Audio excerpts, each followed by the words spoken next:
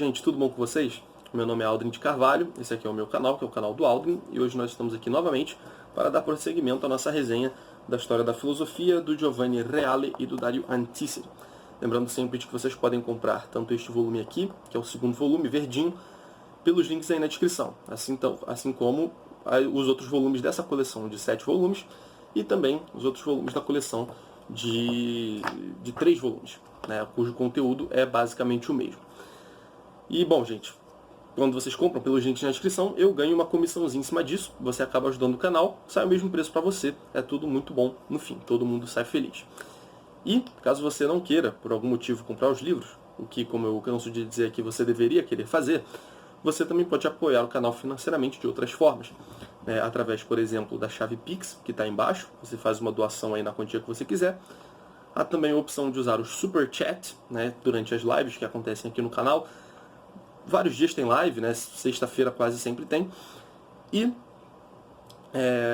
e também a contribuição melhor que vocês podem fazer financeiramente é a contribuição pelo Apoia-se.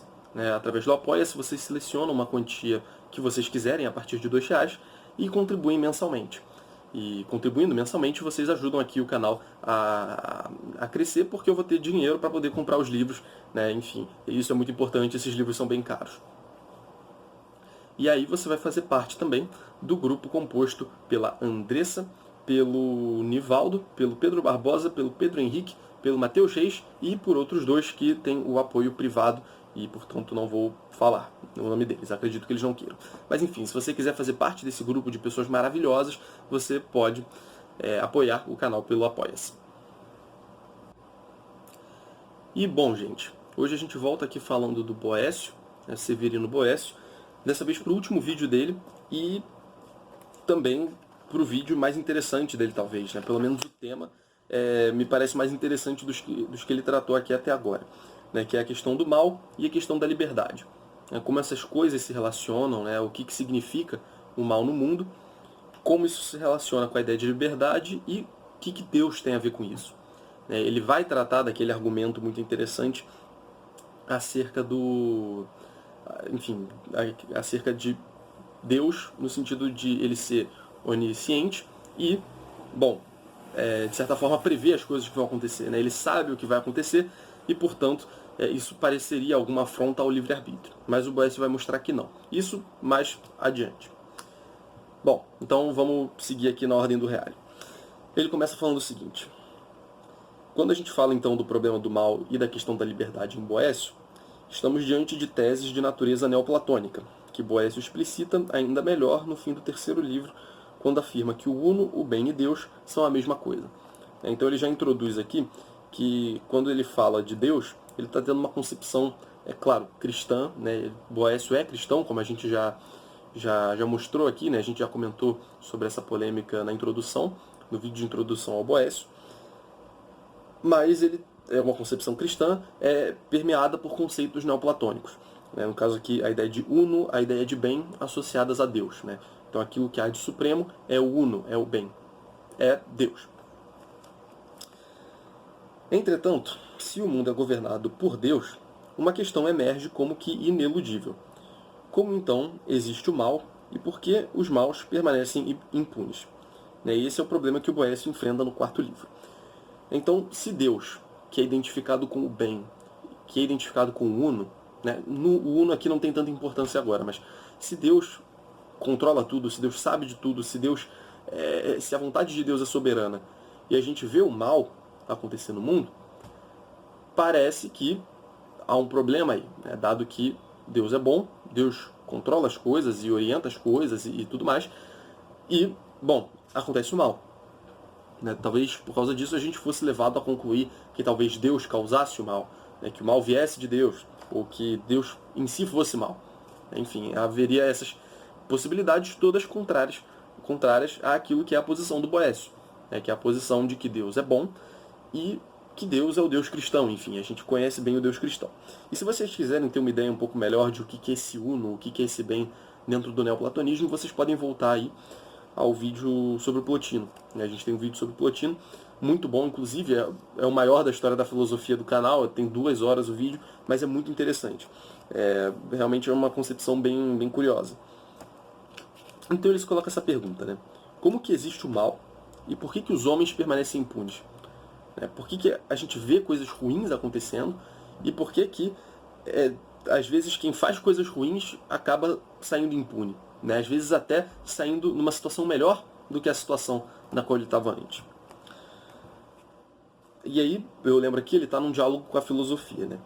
Então, o Reale fala que a filosofia nesse contexto, observa que todos os que se afastam da honestidade, todos esses que fazem o mal, são pessoas condenadas, embrutecidas e infelizes. Este, portanto, é o resultado para quem abandona a honestidade, enfim, e a boa conduta. Né? Deixa de ser homem e se transforma em animal. Ou seja, parece que ele está colocando aqui, no sentido de que, olha, nem tudo, para quem comete essas coisas, acaba saindo bem depois. Né?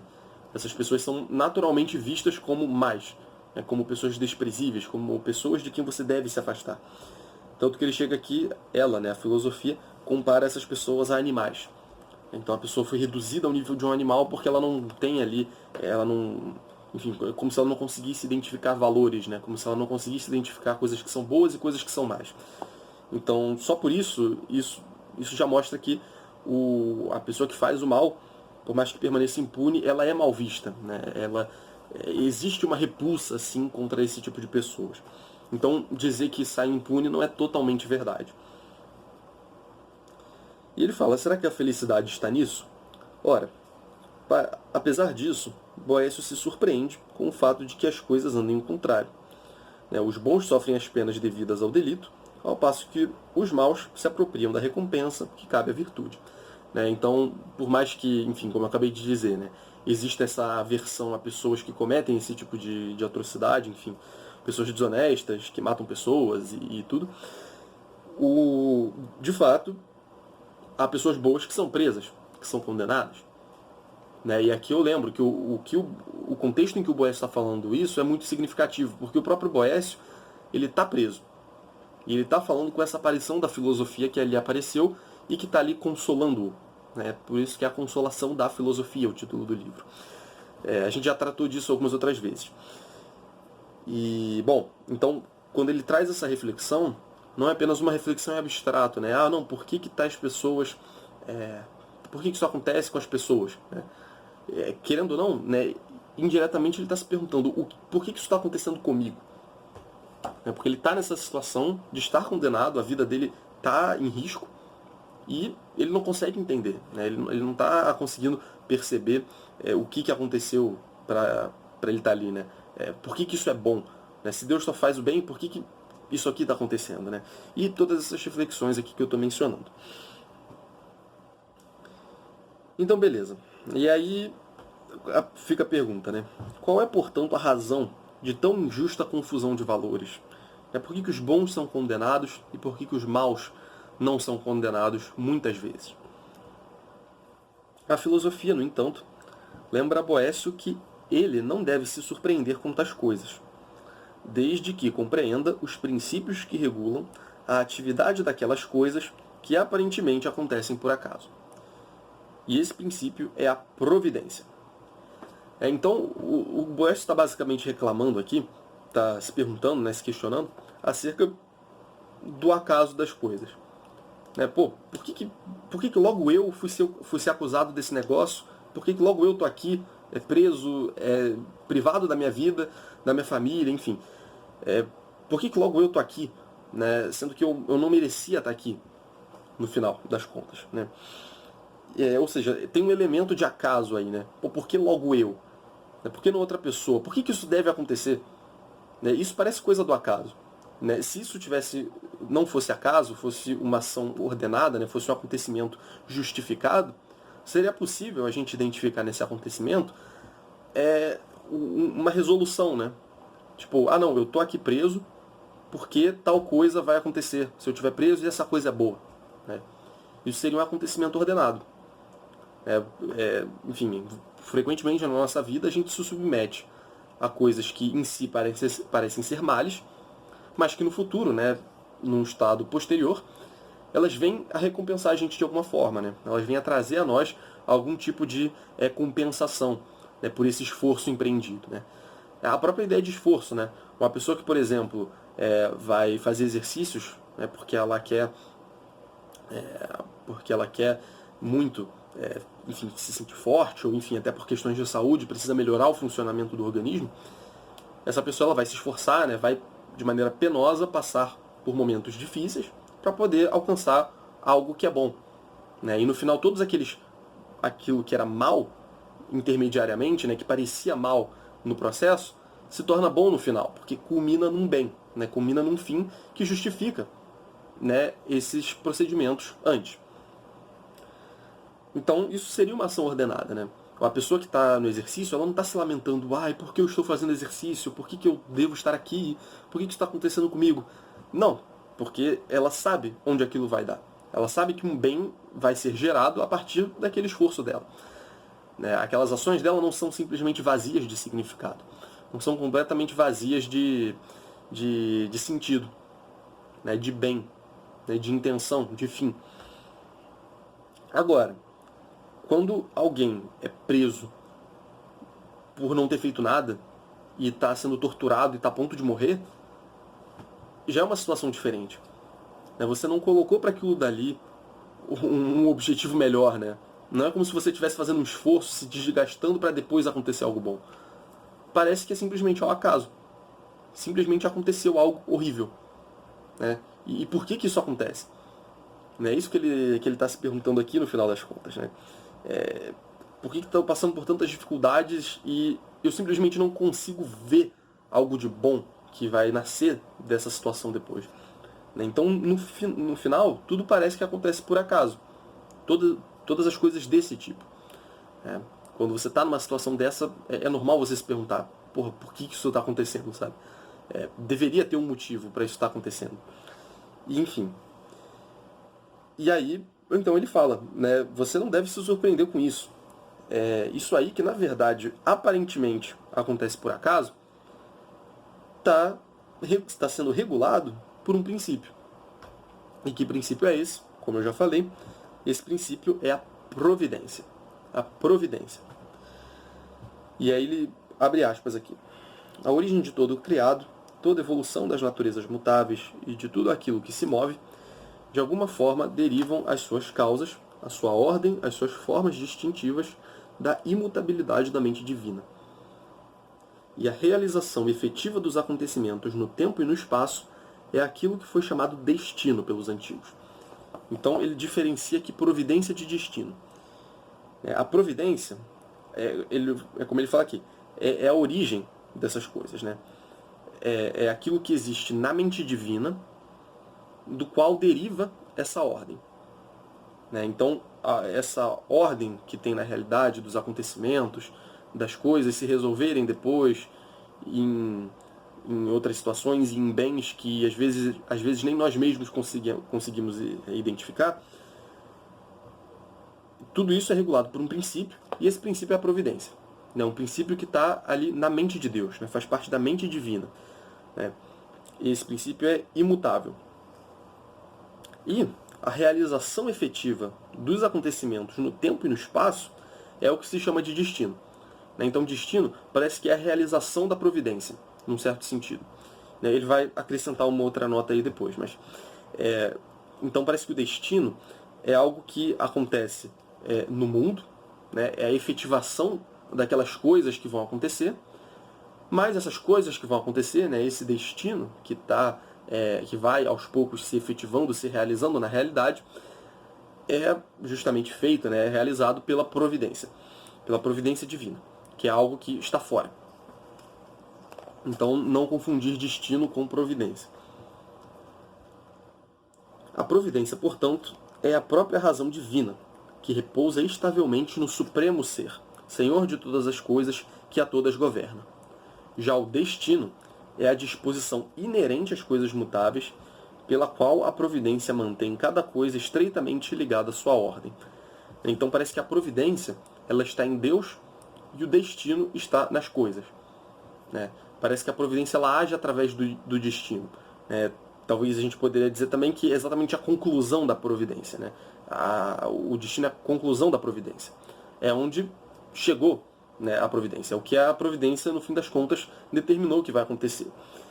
Então a providência é de Deus, né, mas o destino é das coisas, né? De cada coisa tem o seu destino, né, que é precisamente o seu desenrolar ao longo do tempo, né, o seu vir a ser ao longo do tempo, ou o seu deixar de ser ao longo do tempo. Bom, e a filosofia prossegue. Os homens, porém, são incapazes de se dar conta de tal ordem. Como eu falei, né? O Boécio, ele tá na prisão, ele tá se perguntando, porra, eu não tô conseguindo, como no caso do exercício do cara que vai à academia, esse é realmente um bom exemplo. Eu não consigo observar uma culminância positiva dessas coisas que estão acontecendo, né? Eu realmente não consigo. Né? No caso da academia eu consigo, né? Fui eu que planejei, fui eu que organizei. Agora, no caso da vida humana como um todo, e de todos os acontecimentos, de todos os detalhes que acontecem nela, eu simplesmente não consigo. Né? Então, os seres humanos, eles de fato, pela sua natureza mutável, eles não conseguem alcançar isso. E a filosofia reconhece. Né? Os homens, porém, são incapazes de se dar conta dessa ordem, né? Dessa providência que culmina no destino, né, que gere o destino. De modo que tudo parece confuso e subvertido. Né? Tudo parece acaso, como ele falou antes. Quando, na realidade, todas as coisas estão ordenadamente dispostas segundo uma norma a elas apropriada, que as orienta para o bem. Então, no fim, todas as coisas se realizam no bem. No final, dá bom. No final dá certo. No final vai dar coisas boas. No final vai tudo ficar certinho. Mas por enquanto, né, existe esse procedimento, vamos dizer assim. Né? Essas coisas, elas parecem mais apenas porque a gente não sabe onde elas vão dar. Né? Para você saber se uma coisa é boa ou má, né, a gente tem essa intuição várias vezes, você precisa saber onde ela dá. Né? Como eu falei no exemplo do exercício, se você só ficar condenado ali a ficar infinitamente fazendo exercício, você vai começar a ver aquilo como mal, aquilo não vai dar em nada de bom. Você vai se esforçar e aquilo não vai trazer nenhum resultado. A questão traz um resultado. Né? E você se dispôs a participar daquilo ali, né? A fazer aquele esforço, para poder no final ter esse resultado, né? Esse bem. E só porque tem esse bem no final, que a gente pode dizer que esse esforço e esses esses males, nossa, perdi a palavra aqui, e esses males aparentes que acontecem antes, são de fato aparentes e, na verdade, são bens, na medida em que eles levam e culminam no final num bem, né, em algo que é bom. Então é isso. Só que o homem não consegue ver esse negócio. Com efeito, não há nada que seja feito visando ao mal, nem mesmo por parte dos próprios maus.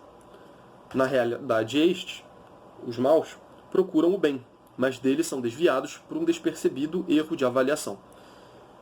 Ademais, admitindo-se que alguém esteja em condições de distinguir os bons dos maus, será que poderá olhar também dentro da alma para ver como é feita a sua constituição íntima? Então, beleza, aqui ele evoca aquele conceito com que a gente já está acostumado aqui na história da filosofia. A gente já viu indefinidas vezes, assim, a gente já cansou de ver autores retomando essa questão. De que quando um homem mau, um homem dito mal, faz o mal, na verdade ele está buscando fazer o bem. Ele acha que aquilo é bom. Ele acha que aquilo vai dar em algo bom, nem que seja uma vantagem para si próprio, nem que seja dinheiro, enfim. Se ele faz aquilo, é porque ele tem aquilo como sendo algo bom, algo positivo, algo desejável e que deve ser feito. Porém, pode ser que ele esteja errado. Né? E esse é exatamente o ponto. Né? O mal ele nasce dessa ignorância do bem. Né? Existe um erro de cálculo, um erro de perspectiva no que diz respeito ao que seja o bem. Né? E não sabendo o que é o bem, que então se pode acabar fazendo o mal, mas sempre visando fazer o bem. Então ele aplica essa perspectiva aqui também, né? Que mesmo no caso da pessoa que é má, no fundo ele está buscando o que é bom. Né? Então os males do mundo, né, mesmo que uma pessoa faça algo de ruim, ainda assim está inserido dentro dessa perspectiva de que o bem é o que importa e é o bem que vai prevalecer no final disso tudo. Né?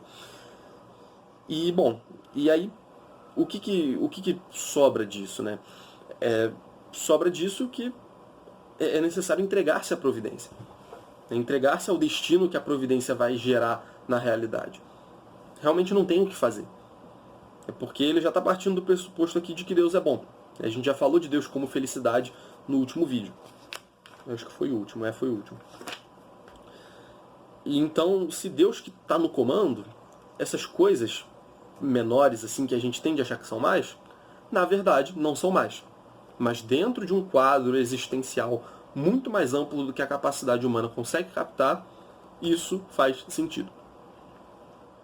Então o ser humano ele consegue entender que existe essa ordem subjacente, essa tendência ao bem, essa necessidade de um bem final, de um bem culminante, mas ele não consegue perceber como isso se dá em cada caso concreto particular. Né? Ele não consegue ter certeza de, a cada momento, como Deus está fazendo isso tender ao bem. Portanto, resta entregar-se à providência, né? Abandonar as suas preocupações a Deus. Né? Aceitar o que Deus mandar, porque no final isso vai fazer sentido. E eu lembro aqui, antes da gente entrar na questão da liberdade propriamente dita, que ele vai tratar daqui a pouco, questão do mal, da liberdade e da presciência de Deus, ele vai... Eu gosto de lembrar que quando ele fala em providência aqui, ele não necessariamente está falando em algo que é estritamente cristão. A gente lembra que o estoicismo, enfim, na Antiguidade Tardia, teve muita influência sobre os cristãos. Né? Enfim, a partir do momento em que há cristianismo, já há uma influência muito grande do estoicismo ali, nos conceitos, né? no modo de desenvolver as doutrinas cristãs. E, por conta disso, essa providência aqui, é claro, ela é cristã, mas a gente lembra que esse tema, então, ele não é exatamente cristão, né? Necessariamente. Isso aqui que ele está tratando aplica-se também a boa parte dos filósofos na época que tinham essa consciência, né, do estoicismo, enfim, todas aquelas questões que essa corrente filosófica traz. E a gente tem um vídeo falando sobre isso aqui. Né, alguns vídeos sobre o estoicismo, se você voltar aí para os vídeos do primeiro volume, tá por ali. Eu acho que entre as 50 e pouco e as 60 e pouco tem um vídeo sobre o estoicismo. Eu acho que tá mais ou menos por ali. Bom, tendo falado então da questão da providência, né, de que na verdade tudo culmina para o bem, aí ele vai falar da questão da liberdade humana, né, a questão do livre-arbítrio e da relação disso com Deus saber o que vai acontecer. E essa resposta, para mim, pessoalmente, eu acho que é a melhor que tem. Não sei se eu conheço resposta melhor do que essa. Mas vamos seguir aqui. Pois bem. Vamos lá. Ora, se as coisas são assim, como a gente está vendo, se é a providência que governa o mundo, como é que esse fato se concilia com a liberdade do homem? Porque se Deus que está no comando, será que Deus não está no comando das nossas mentes, né? No sentido de, se Deus que sabe tudo o que vai acontecer, já tem tudo meio que planejado, em que sentido que a gente pode escolher o que a gente vai fazer ou não? Porque se Deus já sabe, teoricamente, não existe outra alternativa, né? É um argumento que a gente vê da parte dos ateus em direção ao cristianismo até hoje. Né? E existem várias formas de responder isso. Né? Existem várias tentativas ao longo da história. E eu acho essa resposta muito interessante do Boécio. Ele fala aqui que a resposta que encontramos no quinto livro do De Consolatione para essa interrogação é que o conhecimento divino é conhecimento simultâneo de todos os acontecimentos, tanto dos passados como dos futuros. Assim, e ele abre aspas, se tu quisesses avaliar exatamente a previsão com que ele, Deus, reconhece todas as coisas, deveria justamente considerar que não se trata de presciência de coisas projetadas no futuro, mas de conhecimento de um presente que nunca passa. Então, ou seja, quando a gente está falando do conhecimento de Deus, essa formulação de que Deus sabe algo que vai acontecer antes de acontecer, ela é muito errada, ela é muito imprecisa. Na verdade, Deus não sabe as coisas que vão acontecer no futuro antes de acontecer. Porque Deus, e vários filósofos já trataram disso, a Deus não se aplicam essas categorias de tempo. Deus não está sujeito ao antes e depois. A mente de Deus também não está sujeita ao antes e ao depois. Deus é eterno, ele transcende o tempo. e eu lembro aqui que eterno, aqui nunca é no sentido de que é algo que dura indefinidamente no tempo. Não tem começo, não tem fim no tempo e segue. É algo que transcende as categorias temporais. Né? Então, Deus transcendendo as categorias temporais, a mente dele não funciona nesse esquema de antes e depois. Né? Ele como que vê o tempo de fora. Não existe antes e depois para Deus.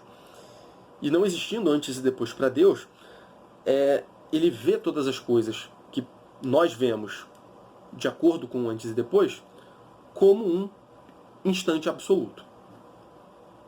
Então as coisas se apresentam para Deus não umas antes das outras, mas simplesmente todas simultaneamente. Não existe mudança no tempo para Deus, vamos dizer assim.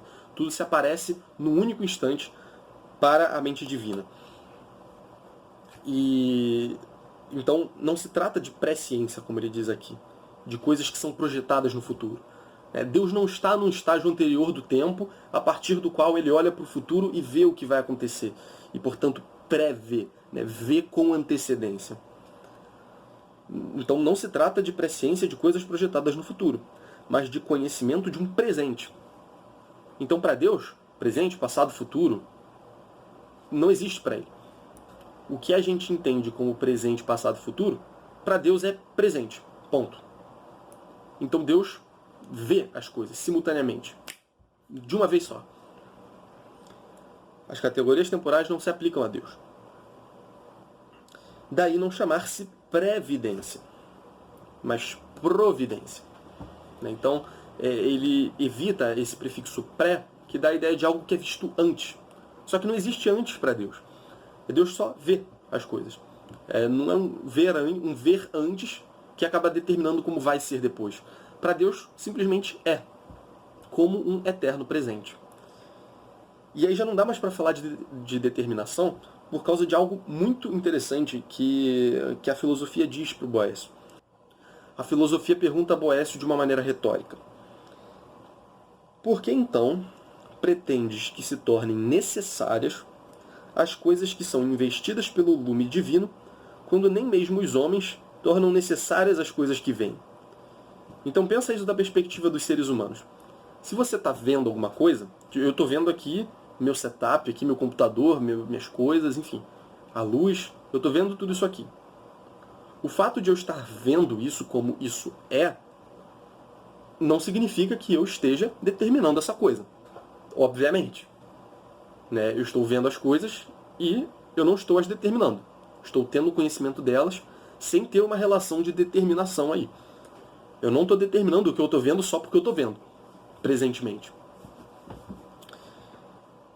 E se a gente, no caso dos homens, assume isso, é evidente que eu não estou determinando as coisas que se apresentam para mim nesse instante, por que então você pretende que se tornem necessárias as coisas que estão presentes diante de Deus simultaneamente? É exatamente a mesma situação. É porque tudo, para Deus, até as coisas que para a gente não aconteceram e para a gente já aconteceram, estão igualmente presentes para Deus. Como estão presentes para mim, essa lâmpada, as duas telas do meu monitor, o meu celular, as minhas coisas aqui em cima, a minha bagunça. Tudo isso está para mim como toda a realidade, que para nós é temporal, está para Deus. Como um único instante, eterno. Um eterno instante. Não existe essa distinção de antes e depois. Então, da mesma forma que isso tudo não está previsto por mim, nem nada do tipo, também não está previsto por Deus. Não está visto antes. Está simplesmente sendo visto. Está simplesmente sendo conhecido. E é assim que Deus conhece as coisas. Conhece as coisas como elas sendo presentes para Ele. Presentes na eternidade. Que é justamente um eterno presente. Será que na realidade o teu olhar acrescenta alguma necessidade às coisas que vês como presentes? Essa pergunta é bem mais explicativa, Será que na realidade o teu olhar acrescenta alguma necessidade às coisas que você vê como presente? Então, assim, eu estou vendo essas coisas e o fato de eu vê-las e de eu conhecê-las e eu entender o que está se passando na minha frente não as determina de forma alguma. Não acrescenta nada a elas. Essas coisas não são determinadas agora que eu as vi. Não, elas só estão ali. E da mesma forma com Deus. O fato de Deus estar vendo tudo simultaneamente, por que isso quereria dizer que ele está determinando alguma coisa? Parece não fazer sentido nenhum. Quando a gente faz essa comparação e a gente vê que na nossa experiência, esse raciocínio simplesmente não faz sentido. Né? Então por que projetá-lo para Deus? E ele diz aqui, em suma, em Deus estão presentes os acontecimentos futuros e estão presentes no modo como acontecem, razão pela qual aqueles que dependem do livre-arbítrio estão presentes em sua contingência. Né? Então, nós que temos nosso livre-arbítrio, estamos presentes diante de Deus simultaneamente, atualmente, na eternidade. Né? Então, isso não determina o que Deus está vendo. É muito pelo contrário. Então, essa é a reflexão sobre o mal, a liberdade e todas essas questões que o Boécio traz aqui. E bom, pessoal, eu espero muito que vocês tenham gostado do vídeo. Deixem um like aí, ajudem aí de todas as formas que vocês puderem, principalmente divulgando para as outras pessoas, tá? Isso é absolutamente importante. E é isso. Gostaria de fazer um agradecimento especial aqui no final à Andressa, que é agora a nova apoiadora do canal, que já está apoiando há um tempo, só que como esse vídeo vai sair bem depois de eu gravá-lo, enfim, ela já está apoiando há um tempo aí para vocês que estão vendo agora, né? Para mim é algo presente, para vocês é algo futuro, né? Mais ou menos como no caso de Deus aqui, como a gente viu. E, enfim, é isso. Eu espero que vocês tenham gostado. Como eu falei, eu gostei muito dessa explicação do Boécio. Já conhecia, já tinha lido nas Consolações, na Consolação. E, bom, eu acho que exprime muito bem o que é a visão cristã acerca disso. Não sei se há muito o que se falar acerca dela. Além do que, enfim, o Boécio fala. Então é isso. Deixem like, etc, etc. Apoiem o canal financeiramente também, caso se sentirem confortáveis para tanto. E é basicamente isso. Valeu, galera. Abraço.